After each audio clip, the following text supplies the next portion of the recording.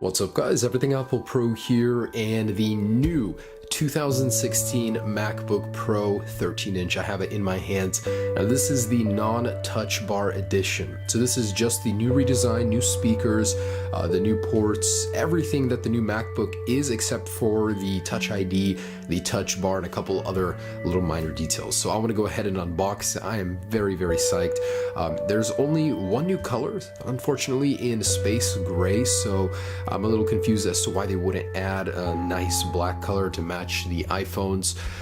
The Apple logo, the glow is gone. It's so sad to see that go. My favorite feature, not my favorite feature, but something nice, you know, to distinguish a MacBook from other computers. And it served its purpose in its time when Apple wasn't doing too great. It was a symbol of being different, something you wouldn't see on other competitors' computers, but now it's gone. So let's go ahead and unbox this beast. And I'm hoping to be impressed by the size. So I do have a 15-incher over here. I've never actually used 13-inch MacBooks just because they're a little too small if I want to do some serious work on them. I don't usually move it around often. I still think the 15-inch is portable enough for me, so no need for a 13-inch. But anyways, here we go. I already unsheathed it, but here we go one more time. And let me clear some of this stuff out. It's all cluttered on my desk. All right, here we go. So very exciting stuff. The packaging is pretty similar to the last one. I wouldn't say it's that much sleeker.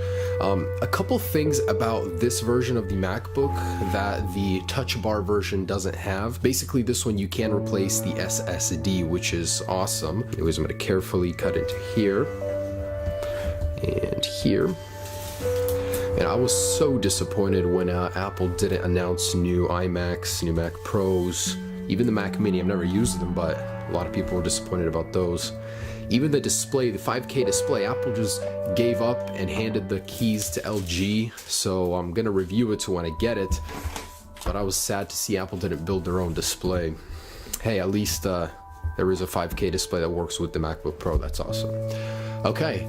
And here it is in that beautiful space gray. For the first time ever, MacBook Pro is coming in the space gray color.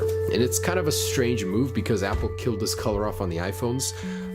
Why would they still have it around? But oh my goodness, this is sleek. Wow, this thing is so thin. That is just amazing. It's like the iPhone SE and just a little bit. So wow, for so much power in the higher end version, not this one, that is just unbelievably sleek. Wow. Okay, I'm gonna set this aside for just a second. In here we just have just that, really? Oh, okay, and a block right here. So no extender for it, unfortunately. So it's just a block that's gonna plug into the wall, which is like a cancer. It's gonna be really annoying. Okay, so there is that. And I'm gonna put this away. And here is the beaut. So unfold this, take off the plastic wrapping, and wow. What? I didn't even press the power button and it's already turning on? Huh, that's very interesting. I've never had that. I think that's a new feature or something. So the trackpad is massive, like 2 times bigger, and that is awesome. I mean, I've seen some people complaining about it, asking why Apple would make it bigger. Really, how could you like not want this? More room for travel when transferring files. If you want to draw, I mean, like do something more with the trackpad, you now can. It's bigger. That's awesome. Keyboard. I'm gonna go ahead and set this up real quick, and I'll get back to you in a second. All right, so I'm almost done with the setup. I just want to say the build quality on this thing is fantastic. I'm in love. Seriously, I love that the bezels have shrunk just a little tiny bit. It gained a lot of features from the MacBook. The keyboard, it's a little better, but not by much. I expected there to be more travel room. It's gonna take a while for me to get used to it, as I'm pretty familiar with regular keyboards on the MacBook Pros right now. These are definitely less clicky. There's not much you can do with it. I mean, it's like half a millimeter in and then that's it. So I guess it'll just take some getting used to. That's a big complaint with people. Now the base MacBook Pro, this one replaces the MacBook Air. So you're gonna get your function keys right here as you're not getting the touch bar. And this starts at $1,499 and you're only getting 256 gigabytes of storage. So pretty bad, honestly. Pricing is just off the charts bad this time around for these. I don't know why Apple has priced them up so much, but you're definitely getting a really beautiful product with it. It's well made.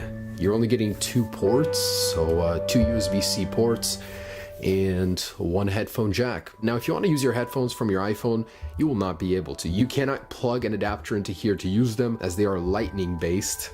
Kind of a problem Apple created for themselves. I think that's kind of funny. Okay, so let me test out the speakers. That's what I was really excited to hear.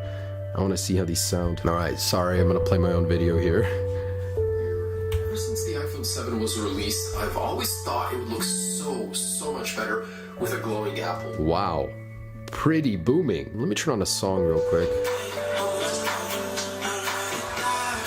Wow, I love it. It reaches so far. I wonder if there will be a difference between this and the 15-inch. Will the 15-inch be louder, better? Wow, that is fantastic for speakers. I've always loved the speakers on my earlier MacBook Pro. Guys, I'm impressed. This thing is beautiful. I love the color, the build, how thin it is. It's unbelievable. I mean, this is totally a great replacement for the MacBook Air. It's the MacBook Air just without the name anymore. Wow, guys. I mean, I'm sorry I haven't even used this thing, but just from Apple build standpoint, this thing is fantastic. Keyboard is not as great as I expected, but I think I'll get used to it with time. I love the trackpad, I love the speakers, the displays popping. I mean, it's juicy, very bright. Yeah, guys, I cannot wait. I'm gonna do a more in-depth review for you guys, compare it with my personal MacBook Pro right now. I actually did order the 15-inch model, the highest end, $4,300 for myself to personally use. So yeah, I broke the bank on that one. Anyways, thanks so much for watching, guys. Stay tuned for more videos. I'll be back soon. Peace.